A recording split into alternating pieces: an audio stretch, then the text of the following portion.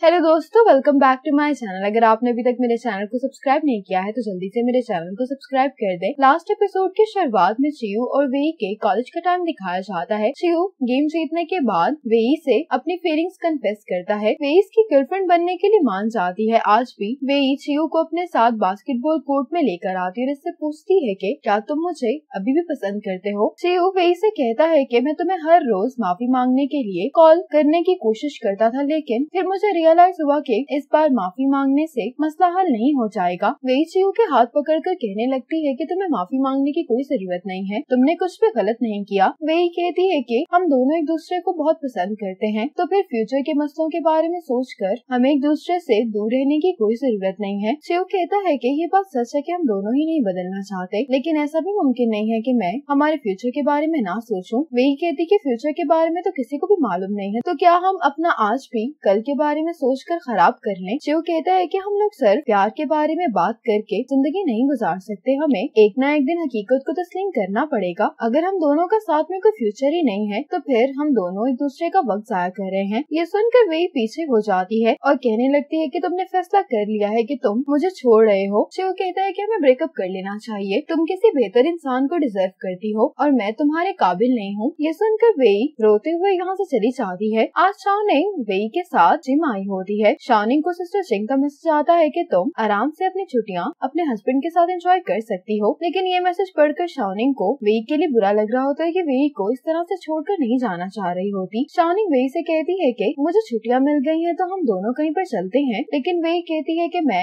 अकेले जाना चाहती हूँ। ये शाओनिंग से कहती है कि तुम फिक्र नहीं करो, मैं खुद ब खुद ठीक हो जाऊंगी। दूसरी तरफ ज़ाओफेंग यूहिंग को बता रहा होता है कि हमारे ब्रांच की परफॉर्मेंस बहुत अच्छी जा रही है, इसलिए तुम्हें फिक्र करने की कोई जरूरत नहीं है। यूहिंग इसको बताता है कि मैं एनुअल लीव पर जा रहा हूँ। आज घर पर आकर ज़ाओफेंग बहुत खुश दिखाई दे रहा होता है क्योंकि इसकी प्रमोशन हो गई होती है। सिस्टर जिंग ज़ाओफेंग को इसकी प्रमोशन पर कांग्रेचुलेशंस कहती हैं। अब यूहिंग और शाओनिंग अपने वेकेशन पर काफी एंजॉय कर रहे होते हैं। यूहिंग शाओनिंग के यहाँ पर बहुत सारी पिक्चर्स लेता है। यूहिंग और शाओनिंग यहाँ पर काफी एंजॉय कर रहे होते हैं। ये दोनों यहाँ पर आइसक्रीम लेते हैं। यूहिंग सारे मोमेंट्स को कैमरा में कैप्चर कर रहा होता है। अब यूहिंग यहाँ पर एक लड़की से कहते हैं कि क्या आप हम दोनों की पिक्चर ले देंगी। ये लड़की मान जाती है तो यूहिंग और शाओनिंग साथ में एक पिक्चर खिंचवाते हैं। शाओनिंग पिक्चर देखते हुए कहती है कि पिक्चर तो काफी अच्छी आई है। ये इस लड़की को भी थैंक्स बोल रही होती है। पीछे मुड़कर ये यूहिंग को देखते तो यूहिंग यहाँ से गायब हो चुका होता है। शाओनिंग अब यूहिंग को कॉल कर रही होती है। साथ ही ये लड़की एक स्टफ टॉय लेकर शाओनिंग के पास आ जाती है। कहती है कि यूहिंग ने कहा है कि तुम इसके जरिए उसको तलाश कर पाओगी। शाओनिंग अब इस लड़की से ये स्टफ टॉय ले लेती है और इस स्टफ टॉय को देखने लगती है तो शाओनिंग को इसके अंदर एक नोट मिल जाता है जिस पर यूहिंग ने ये लिखा होता है कि ये कहानी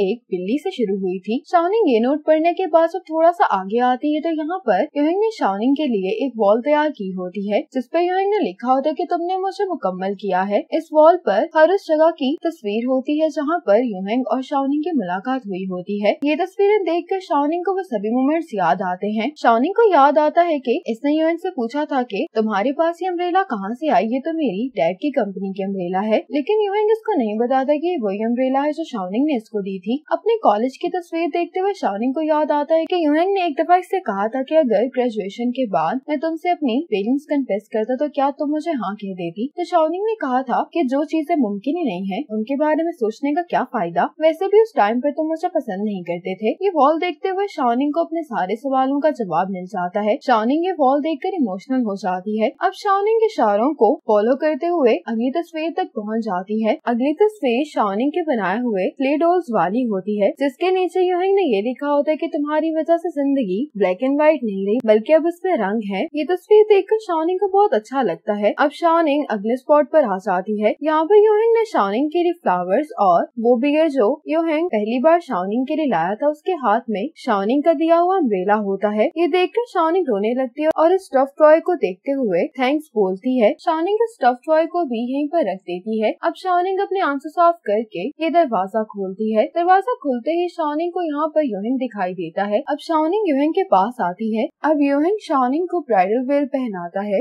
ये कहने लगता है कि मिसेस यूहिंग, मैं हमेशा तुम्हें खुश रखने की अपनी पूरी कोशिश करूंगा। शाओनिंग कहती है कि मेरे लिए इतनी यादगार शादी अरेंज करने के लिए तुम्हारा शुक्रिया। ये मेरी खुशकिस्मती है कि तुम मेरी जिंदगी में आए। ये सुनकर यूहिंग शाओनिंग को किस करता है। अब यूहिंग शाओनिंग को लेकर इस रैंप पर वॉक करता है। फिर ये दोनों फायरवर्क्स देखने के लिए बाहर आ जाते हैं। आज युएंग और शाओनिंग बहुत खुश दिखाई दे रहे होते हैं। इसके बाद ये दोनों यहाँ पर एक तस्वीर लेते हैं। आज सिस्टर सिंह ज़ाओफेंग के साथ अपने पेरेंट्स के घर पर आई होती हैं। सिस्टर सिंह अपने पेरेंट्स से कहती है कि मेरे पास आप लोगों के लिए खुशखबरी है, आप लोग ग्रैंड पेरेंट्स बनने वाले हैं। सिस्टर सिंह रोते हुए कहती है कि अब इस दुनिया में मैं अकेली नहीं रही। ज़ाओफेंग बाहर की सफाई कर रहा होता है। सिस्टर सिंह कहती है कि मेरा हस्बैंड बहुत हैंडसम तो नहीं है, लेकिन वो मुझसे बहुत प्यार करता है। अब ज़ाओफेंग में अंदर आते हुए सिस्टर सिंह की बात सुन रहा होता है। सिस्टर सिंह कहती है कि मैं भी उससे प्यार करती हूँ। जब मैं आखिरी बार आप लोगों से मिलने के लिए आई थी तब भी ज़ाओफेंग मेरे साथ था। क्या आप ही लोगों ने तो ज़ाओफेंग को मेरे लिए नहीं चुना? ज़ाओफेंग सिस्टर सिंह के पास आते हुए कहता है कि ऐसी ही बात होगी। पेरेंट्स इन लॉ की नजर में मैं एक अच्छा सन इन लॉ हूँ। सिस्टर सिंह ये बात सुनकर मुस्कुराने लगती हैं। अब ज़ाओफेंग कहने लगता है कि मैं राओजिंग से बहुत प्यार करता हूँ, मेरे पेरेंट्स भी इसको बहुत पसंद करते हैं और आप लोग फिक्र नहीं करें, मैं हमेशा इसकी अच्छे से टेक केयर करने की कोशिश करूंगा। ज़ाओफेंग सिस्टर सिंह से कहता है कि तुम रो नहीं, लेकिन सिस्टर सिंह ज़ाओफेंग को हग करते हुए अपने पेरेंट्स को याद करके रोए जा रही होती हैं। अब युएंग और शाओनिंग अपना वेडिंग फोटोशूट करवाते हैं। शाओनिंग फोटोशूट करवाने के बाद युएंग से कहती है कि मैं तो बहुत थक गई हूँ, क्या तुम नहीं थके?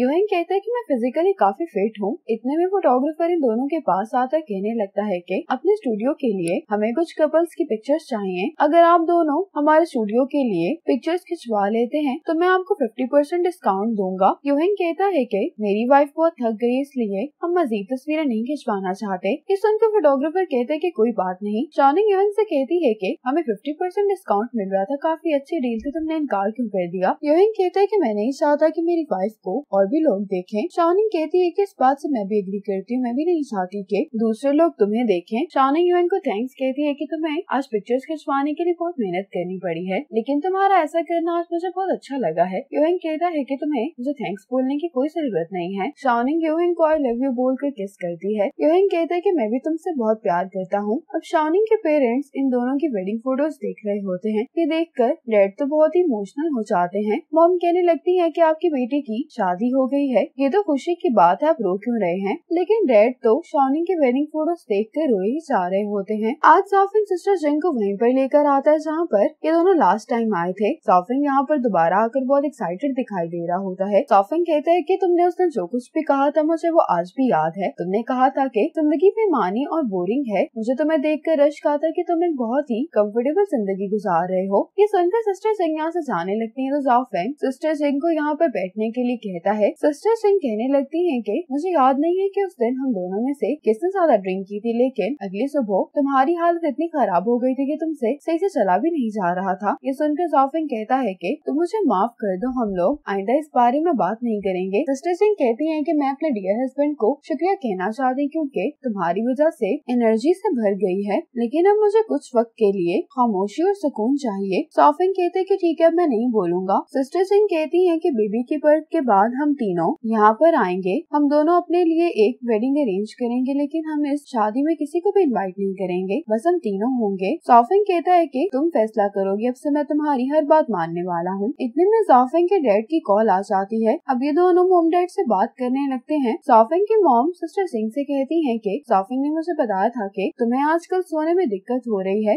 इसलिए मैंने तुम्हारे लिए कुछ हर्ब्स भेजे हैं। सिस्टर सिंह ज़ाओफेंग से कहती है कि तुम हर बात मॉम डैड को क्यों बता देते हो? ज़ाओफेंग कहता है कि मैंने तुम्हारे लिए ही बताया था। ज़ाओफेंग के डैड कहने लगते हैं कि नींद न आना स्ट्रेस की अलामत भी हो सकता है, इसीलिए तुम लोग वीकेंड पर हम दोनों के पास आ जाना, हम लोग मिलकर फन करेंगे जिससे तुम रिलैक्स कर पाओगी। सिस्टर सिंह इसके लिए ज़ाओफेंग के पेरेंट्स को थैंक्स बोलती है, कहने लगती है कि मुझे आप दोनों के लिए बुरा लग रहा है कि ज़ाओफेंग को ऑटम फेस्टिवल पर मेरे साथ यहाँ पर आना पड़ा है। डैड कहते हैं कि इसमें सॉरी कहने वाली क्या बात है, ज़ाओफेंग तुम्हारे साथ अपने इन लॉ से मिलने के लिए आया है, ये उसकी ड्यूटी है, हम सब फैमिली हैं, तो इससे फर्क नहीं पड़ता कि हम फेस्टिवल पर मिले या ना मिले, जब भी हम लोग इकट्ठे होंगे वो हमारे लिए रियूनियन होगा। ज़ाओफेंग के डैड की ये बात सुनकर सिस्टर जिंग को बहुत अच्छा लगता है। जब ज़ाओफेंग वीडियो कॉल बंद करता है तो ये सिस्टर सिंह से पूछता है कि तुम्हें क्या हुआ है। सिस्टर सिंह कहती हैं कि मुझे इस बात का एहसास हो रहा था कि फैमिली का होना कितना अच्छा है। ज़ाओफेंग कहता है कि जैसा कि तुम्हारा मेरी लाइफ में होना। ये सुनकर सिस्टर सिंह मुस्कुराने लगती है तो ज़ाओफेंग कहता है कि जब तुम मुस्कुराते हो तो तुम बहुत अच्छी लगती हो। ज़ाओफेंग कहते हैं कि तुम बहुत अच्छी लग रही हो, इसलिए मैं तुम्हारी